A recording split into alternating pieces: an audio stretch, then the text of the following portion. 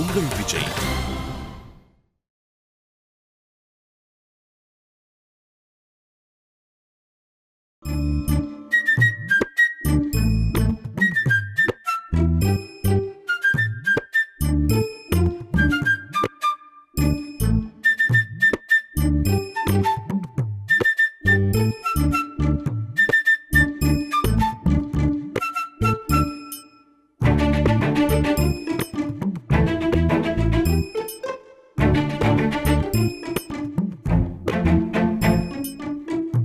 ரேவதி, ம்? ஒரே ஒரு நிமிஷம், நான் வந்துடுறேன். என்ன வேணும் மாமா? நான் போய் எடுத்துட்டு வந்துடுறேன். இல்ல, ரொம்ப நேரமா ஒரு ஓனா வேலியில நின்னு எட்டி எட்டி பாக்குது. அத ஒரு குச்சியை வச்சு துரத்திட்டு வந்துடுறேன். யாரு மாமா? சுபத்ராக்காவை சொல்றீங்களா? அத நீயும் பாத்தியா? அடுத்தவங்க விஷயத்துல மூக்க நுழைக்கிறதுன்னா அவளுக்கு அவ்வளவு ஆர்வம். பாவம் மாமா, ம். அவங்க கொஞ்சம் இந்த மாதிரி தான். ஆனா வெகுளி. நீ அப்படியே படிக்கிற மாதிரி படி. நான் இப்ப வந்துடுறேன். ம்.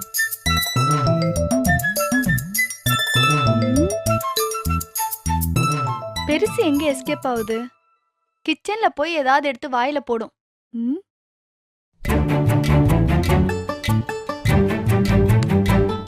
வாங்க அத்தை, கொஞ்சம் இந்த அக்கிரமத்தை பாருங்க.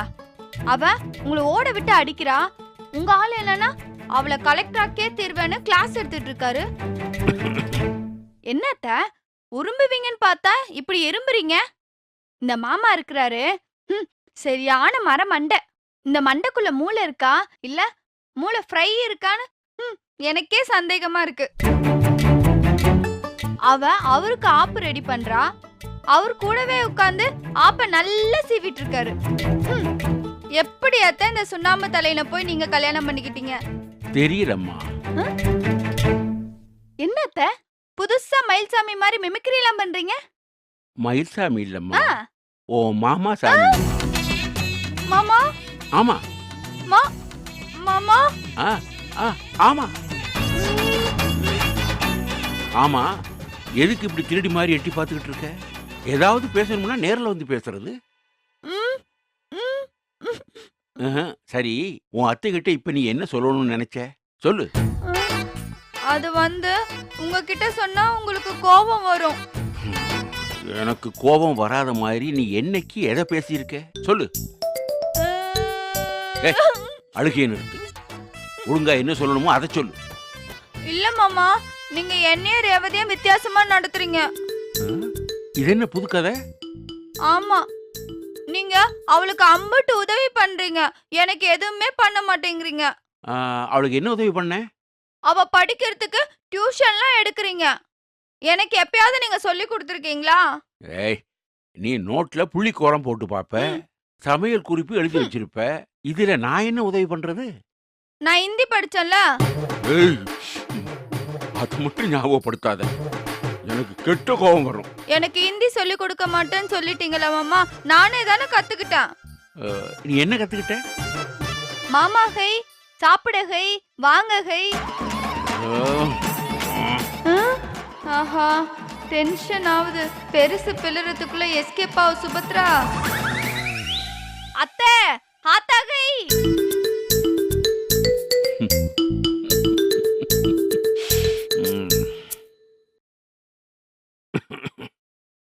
என்னங்க மாமா? அது ஒண்ணும் இல்ல, கொசு தொல்லை தான். மருந்தடிச்சாச்சு, இனி ஒன்றும் பிரச்சனை இல்லை. வா சக்தி. என்னங்கய்யா, ஏதாவது பிரச்சனையா? நாங்க பேசிக்கிறத பார்த்தா உனக்கு பிரச்சனையா தெரியுதா? இல்லையா, நீ ரெண்டு பேரும் ஏதோ பேசிட்டு இருந்தீங்க, அதான். மாமா எனக்கு கிளாஸ் எடுத்துட்டு இருந்தாரு. ஓ, ஏன் சக்தி, எலெக்ஷன் என்னைக்கு? ஐயா 26ங்கய்யா. 26ஆம் தேதியா? என்னங்கய்யா? ஒன்றும் இல்லை, ரேவதியோட மெயின் எக்ஸாம் 26ஆம் தேதி தான்.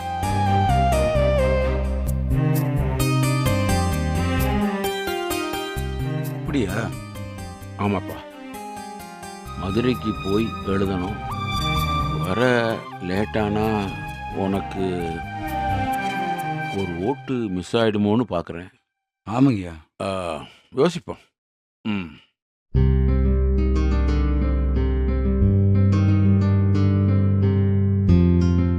26ஆம் தேதி எக்ஸாமா? அதை மாற்ற மாட்டாங்களா? அதுக்கு வாய்ப்பில்ல. அப்போ நீ எனக்கு ஓட்டு போட மாட்டீங்க. மாட்டேன்னு இல்ல, முடியாது.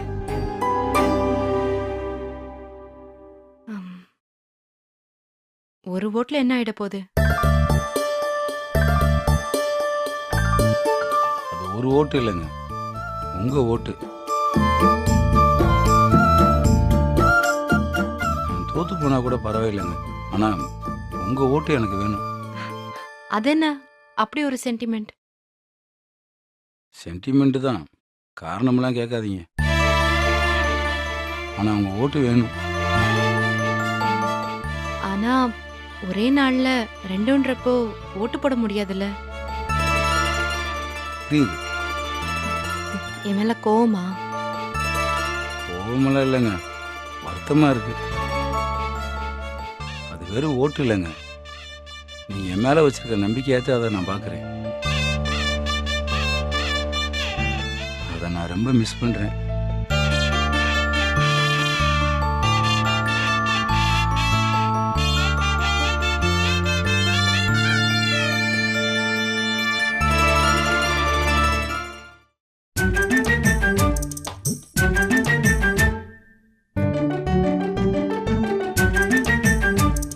தேனு, சத்தியமா சொல்றேன் தேனு, என்னைய நம்பு. எனக்கு அதுக்கு எந்த சம்மந்தமுமே கிடையாது. நீ அந்த கவிதா வீட்டுக்குள்ள இருந்து வரத நான் தான் என் கண்ணால பார்த்தனே. உண்மையை சொல்லு, எதுக்கு அங்க போன? ஐயே தேனு, அந்த கவிதா பிள்ளைக்கு அங்க சீமந்தம். எங்க அம்மாக்கு கால் நோவுது, அதனால நீ போய் பார்த்துட்டு வந்துருன்னு சொல்லிச்சு. அதனாலதான் போய் ஒரு 8 பார்த்துட்டு செய்முறையெல்லாம் செஞ்சுட்டு 4 வெரைட்டி ரைஸை வெளுத்துட்டு வந்தேன். அது தவிர்த்து நீ நினைக்கிற மாதிரி அந்த பிள்ளை கர்ப்பத்துக்கு எனக்கு எந்த சம்மந்தமும் கிடையாது. அப்போ சோறு திங்கறதுக்காக அங்க போன. சோறுன்னு சொன்னா எங்க வேணாலும் போயிரும் தெரியும்ல.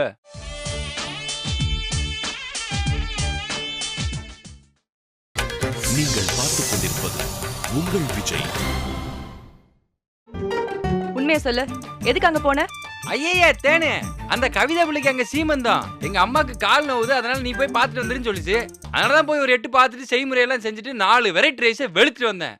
அது தவிர்த்து நீ நினைக்கிற மாதிரி அந்த பிள்ளை கர்ப்பத்துக்கு எனக்கு எந்த சம்மந்தமும் கிடையாது. அப்போ சோறு திங்கறதுக்காக அங்க போன. சோறுன்னு சொன்னா எங்க வேணாலும் போயிரும் தெரியும்ல. சமாளிக்காத. அன்னைக்கு அப்படிதான் உன் பேக்ல கண்ணாடி வளையல் வாங்கி வச்சிருந்த. அது மட்டுமா, ஒரு வாட்டி மாங்காயும் சாம்பலும் என்னடா கர்ப்பிணி ஐட்டமா இருக்கேன்னு கேட்டதுக்கு நீ என்னென்னமோ வளர்ன. அதெல்லாம் அந்த கவிதாக்குன்னு இப்பதான் தெரியுது. கொப்ப மாதிரியே நீயும் லூசா இருக்கிய தானே. டேய், பின்ன என்ன, எஸ்டிடி தெரியாம ஓம்பாட்டுக்கு உலகிட்டு இருந்தா என்ன அர்த்தம்? உன்னோட பிறந்த நாளைக்கு அடுத்த வாரம் உன்னை சர்ப்ரைஸ் பண்றதுக்காண்டி ஒரு பேப்பர்ல இந்த கண்ணாடி வரையெல்லாம் சுத்தி வானத்தை போல விஜயகாந்த் மாதிரி will you marry me அப்படின்னு கேட்கலான்னு இருந்தேன். என்ன போய் சந்தேகப்பட்டேன்னு. அப்ப அந்த மாங்காய் சாம்பல் அதுக்கெல்லாம் என்ன சொல்ற? அதெல்லாம் சரக்கு அடிக்கும் போது சைடிஸ்க்காக பக்கத்தோப்புல இருந்து பறிச்சு வச்சிருந்தது தேனு. அப்படியே குடிச்சிட்டு நைட்டு மட்டை ஆயிட்டா காலங்காத்தால எஞ்சி பள்ளி தேய்க்கிறதுக்காண்டி கொஞ்சோண்டு சாம்பல் எடுத்து மடிச்சு வச்சிருந்தேன். அதையா சந்தேகப்படுறது? இப்படி வேற வேற பர்பஸுக்காக சேர்த்து வச்சிருந்த ஐட்டங்களை நான் சேர்த்து கவிதாவோட கர்ப்பத்துக்கு நான் தான் காரணம் சொல்லிட்டியே தேடு. நீயும் லாஜிக்கா என்னென்னமோ சொல்ற, ஆனா எனக்கு உன் மேல நம்பிக்கை வர மாட்டேங்குது. அது ஏன்னு எனக்கு தெரியும். ஏன்? ஏன்னா நீ என்னைய நம்பல நம்பல நம்பல. அது ஒண்ணும் இல்ல தேனு, இந்த மயிலோட கர்ப்பத்துக்கு நான் தான் காரணம் சொல்லி அழகர் போய் மாட்டிக்கிட்டான்ல, அதான் நீ என்னை சந்தேகப்படுற. அழகர்லாம் வேஸ்ட் தேனு. ஒரு சம்பவமே நடந்திருந்தாலும் இப்படியா முன்னெச்சரிக்கை இல்லாம போய் மாட்டிக்கிறது? ம்? என்னதான் ஹீரோவா இருந்தாலும் அவனுக்கு ஏன் அளவுக்கு கிரெயின் பத்தாத பாத்துக்கோ. நடந்தே நடந்து போச்சுன்னு சொல்லி ஆண்டரோட அட்ஜஸ்ட் பண்ணி வாடுறதை விட்டு போட்டு இப்படியே சபையில போய் குத்தத்தை ஒத்துக்கிட்டு அவமானப்படுறது? இதே நானா இருந்தேன்னா வேற மாதிரி டீல் பண்ணிருப்பேன். என்ன சொல்ற? சபாஷ் கத்தி. Thank you. பின்ற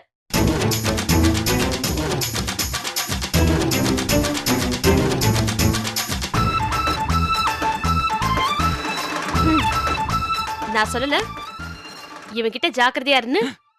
புத்தி எப்படி போகுது பாரு. ஆம்பளைங்க எல்லாம் ஒரே மாதிரி தாண்டி இருக்கானுங்க. நாம தான் நம்ம ஆளு நல்லவன் நம்பி ஏமாந்துடுறோம். நோ ஆண்டாள், நான் ரொம்ப நல்லவன். ஆமாமா, நியூஸ்ல சொன்னாங்க. ஓ சொன்னீங்களா? ஓகே. என்னடி அழகர் என்ன சொல்றாரு? அவன்கிட்ட யார் பேசுறா? அவனை பத்தி யோசிக்க எதுவும் இல்ல. ஆண்டாள், நான் சொல்றேனே தப்பா எடுத்துக்காதீங்க. அவங்கள எவ்வளவு லவ் பண்றான்னு எனக்கு நல்லா தெரியும். உங்களை தவிர வேற எந்த பொண்ணையும் அவன் கனவுல கூட நினைச்சு பார்க்க மாட்டான். இதுல ஏதோ வில்லங்க இருக்குங்க. யாருக்காக ஹெல்ப் பண்றதுக்கோ இல்ல யாரையோ காப்பாத்துறதுக்காக இந்த பழியை ஏத்துட்டு நிக்கிறான். அது மட்டும் இல்லாம சின்ன வயசுல இருந்தே அவனை எனக்கு நல்லா தெரியும். அழகர் அந்த மாதிரி தப்பு பண்ற ஆள் இல்லைங்க. கத்தி, நீ அவனை பத்தி என்ன சொன்னாலும் என் காதுல அது விழ போறதில்ல. நான் முடிவு பண்ணதுதான். இனி அவனுக்கும் எனக்கும் இடையில எதுவுமே இல்ல. என் வாழ்க்கையில அவன் இல்ல, அவ்வளவுதான். இதுக்கு மேல எதுவும் பேசாத ப்ளீஸ்.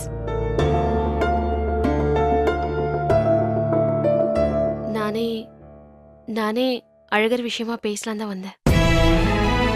நீங்க வேற ஏதோ பேசினதுல மைண்ட் எங்கேயோ போயிடுச்சு.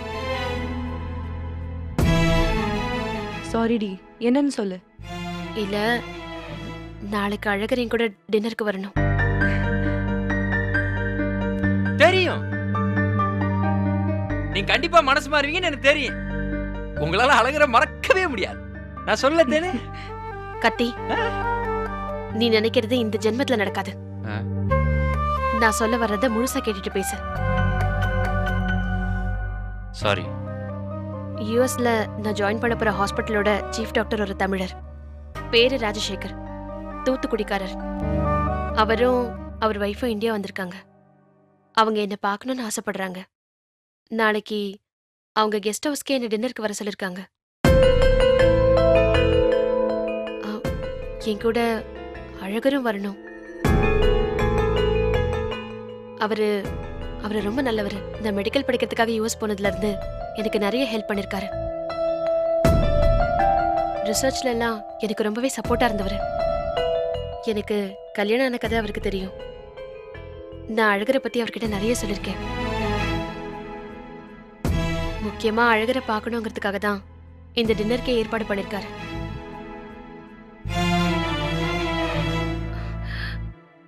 இங்க நடக்கிற பிரச்சனை எதுவும் அவருக்கு தெரியாது. எனக்கு சொல்றதுக்கும் கஷ்டமா இருக்கு. நாளைக்கு அவரை பார்க்காம அவாய்ட் பண்றதும் நல்லா இருக்காது. வேற வழியே இல்ல. அழகர் இல்லாம நான் போக முடியாது. நாளைக்கு அவன் என் கூட டின்னருக்கு வந்தாகணும். ஏங்க, அவங்க கூட வாழ்க்கை பூரா வர்றதுக்கு ரெடியா இருக்கான். டின்னருக்கு வர மாட்டானா? நாளைக்கு மட்டும் வந்தா போதும். டின்னர் முடிஞ்சு வந்ததுக்கு அப்புறம் அவன் யாரோ நான் யாரோ. அது எப்படி அடுத்தவங்களுக்காக நடிக்க முடியும்? அழகர் நிலைமையை கொஞ்சம் யோசிச்சு பாரு. அதெல்லாம் எனக்கு தெரியாது. அவன் எனக்காக எது வேணாலும் செய்வான்னு சொல்லுவீங்கல்ல, நாளைக்கு இதை செய்ய சொல்லுங்க. இதுக்கப்புறம் வாழ்க்கையில் நான் அவன்கிட்ட எதுவுமே கேட்க மாட்டேன். அவனுக்காக நான் என்னென்னமோ பண்ணிருக்கேன். எவ்வளவோ கஷ்டங்களை தாங்கியிருக்கேன். யார் யார்கிட்டயும் அசிங்கப்பட்டிருக்கேன். எனக்காக நாளைக்கு ஒரு 3 மணி நேரம் என் கூட வர சொல்லுங்க. அழகர் நல்லவன்னு அப்பாவித்தனமா நம்புற என் வெல்விஷருக்காக கொஞ்ச நேரம் என் கூட வந்து என் புருஷனா நடிக்க சொல்லுங்க. அவன் தான் நல்ல நடிகனாச்சே. இது ஒன்னும் அவனுக்கு பெரிய கஷ்டம் இல்ல. ஏங்க, பழகுன ஒருத்தர் கஷ்டப்படுவாருங்கிறதுக்காக அழகரோட சந்தோஷமா டின்னர் போற மாதிரி நடிக்கிற நீங்க, உங்க குடும்பத்துக்காக, அழகர் குடும்பத்துக்காக, உங்க ஃப்ரெண்ட்ஸ் எங்களுக்காக, எல்லாத்துக்கு மேல உங்க மேல உயிரே வச்சிருக்கிற அழகருக்காக ஏங்க அவங்க கூட சேர்ந்து வாழக்கூடாது? கொஞ்சம் யோசிச்சு பாருங்க. கத்தி, இதுக்கெல்லாம் நான் எப்போ ஆன்சர் பண்ணிட்டேன். என்கிட்ட இருந்து வேற எந்த பதிலையும் எதிர்பார்க்காத. நாளைக்கு அழகர் என் கூட டின்னருக்கு வரணும். அதை மறக்காம சொல்லிடுங்க. உங்களை நம்பிதான் நான் போறேன். வரேன்.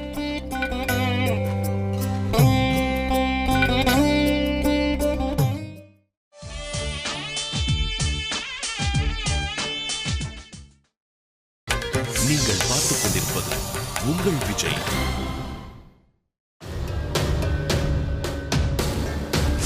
தெரிஞ்சோ தெரியாமலோ இந்த வீட்டோட முதல் வாரிச இந்த ஆறுசாமியோட குழந்தைய நீ வயித்துல சுமந்துட்டு நிக்கிற.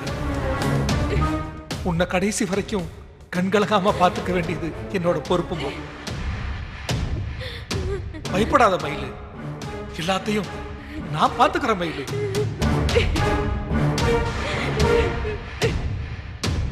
எல்லாம் சரியா போயிடும் மயிலு.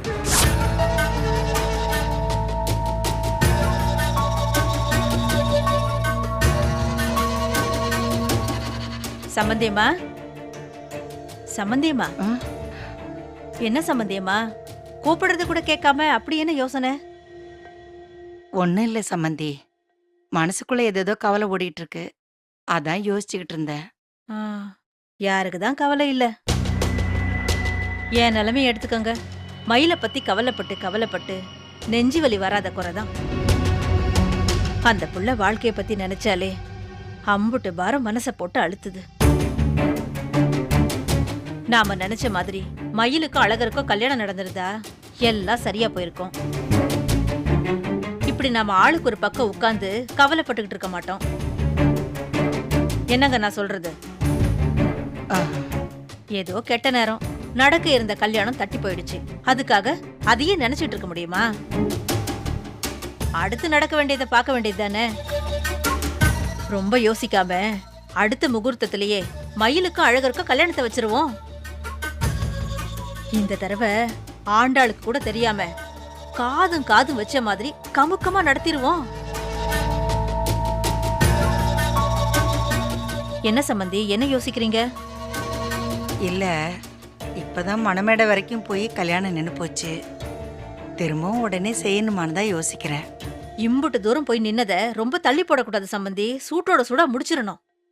அப்படி இல்ல, மயில் இங்கதானே இருக்க போறா, என்னைக்கு இருந்தாலும் அவ இந்த வீட்டு மருமக தானே. அது சரிதான் சம்பந்தி, அதுக்காக தாலி கட்டாமலே குழந்தை பெத்துக்க முடியுமா?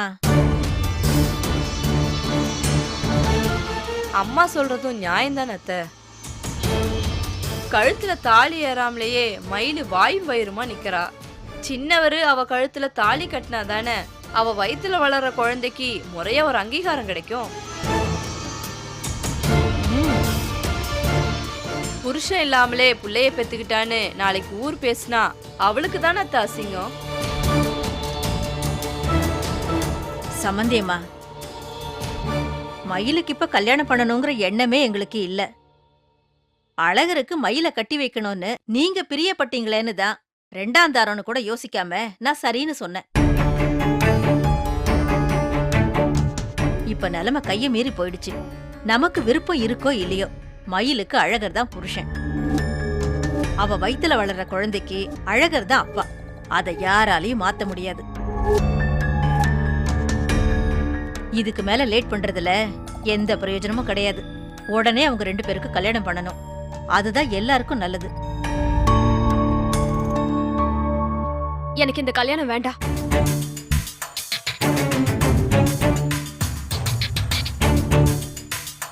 ஏய், என்னடி சொல்ற? உனக்கு என்ன புத்தி விட்டு போச்சா? எனக்கு இந்த கல்யாணத்துல இஷ்டம் இல்ல. நான் அழகர் மாமாவை கல்யாணம் பண்ணிக்க மாட்டேன். ஏண்டி, வயித்துல அழகர் புள்ளைய சுமந்துகிட்டு அவரை கல்யாணம் பண்ணிக்க மாட்டேன்னு சொன்னா என்னடி அர்த்தம்? கூறு கட்டவளை. உனக்காக தானடி நாங்க இம்புட்டு தூரம் பேசிட்டு இருக்கோம். நீ இப்படி பேசினா என்ன அர்த்தம்? எனக்கு அதெல்லாம் தெரியாது. நான் அழகர் மாமாவை கல்யாணம் பண்ணிக்க மாட்டேன்.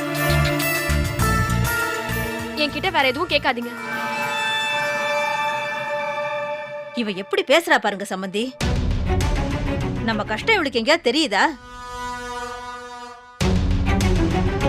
மயிலு, ஏன் அழகரை கட்டிக்க மாட்டேன்னு சொல்ற?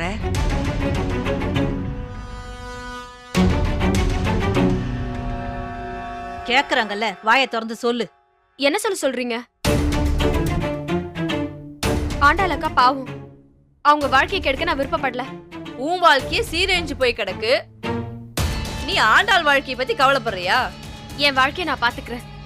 நீங்க யாரோ இதுல தலையிடாதீங்க. உன்னை பத்தி என்னென்னவோ கனவு கண்டு வச்சிருந்தடி, அதெல்லாம் உன்னை இப்படி பார்க்கத்தானா? பெத்த மனசு பதறுதுடி. எதுக்கு நடிக்கிறீங்க? என்னை இங்க வர வச்சு என் வாழ்க்கைய பாழாக்குனதே நீங்க தானே. நாங்க உன்னை இங்க வர வச்சது சின்னவருக்கு உன்னை கல்யாணம் பண்ணி வைக்கதான். அவரோட பழகி மனசுல இடம் பிடிக்க சொன்னா நீ எல்லை மீறி போய் வயித்துல புள்ளைய வாங்கிட்டு நிக்கிற. நீயா திமிர் எடுத்து போய் பண்ணதுக்கு நாங்க என்ன பண்ணுவோம்? ஆமா, நான் தப்பு பண்ணிட்டேன், இல்லன்னுலாம் சொல்லல. ஆனா என்னால அழகர் மாமாவை கல்யாணம் பண்ணிக்க முடியாது. ஏன் முடியாதுன்னு ஒழுங்கா ஒரு காரணத்தை சொல்லு. நான் அதை சொன்னா நீ தாங்க மாட்டேக்கா.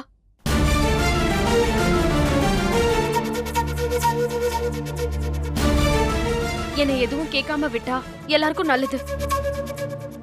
நின்னு போன கல்யாணம் நின்னதாவே இருக்கட்டும். திரும்பவும் கல்யாணத்தை பத்தி யாரும் என்கிட்ட பேசாதீங்க. என்னாச்சு இவளுக்கு? திடீர்னு ஏன் இப்படி பேசுறா? அது ஒண்ணும் இல்ல, அன்னைக்கு கல்யாணத்துல சக்தி கலாட்டா பண்ணதை நினைச்சு பயந்துட்டாளோ என்னமோ. எங்க போயிட போறா? கொஞ்ச நாள் விட்டுதான் பிடிப்போமே. நீங்க எதுக்கும் கவலைப்படாதீங்க சம்பந்தி. என்னமோ சம்பந்தியம்மா, உங்களை தான் மலையா நம்பியிருக்கேன். நீங்க தான் ஒரு வழியை காட்டணும்.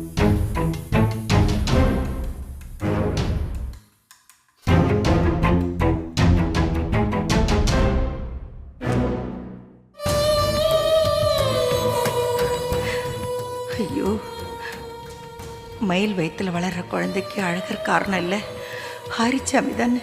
நான் எப்படி உங்களுக்கு புரிய வைப்பேன்? இந்த விஷயம் மட்டும் அண்ணத்துக்கு தெரிஞ்சா அவ உசிரியே விட்டுருவாளே. ஐயோ கடவுளே, என்னை இப்படி ஒரு சிக்கல்ல மாட்டி விட்டுட்டியே, நான் என்ன பண்ணுவேன்?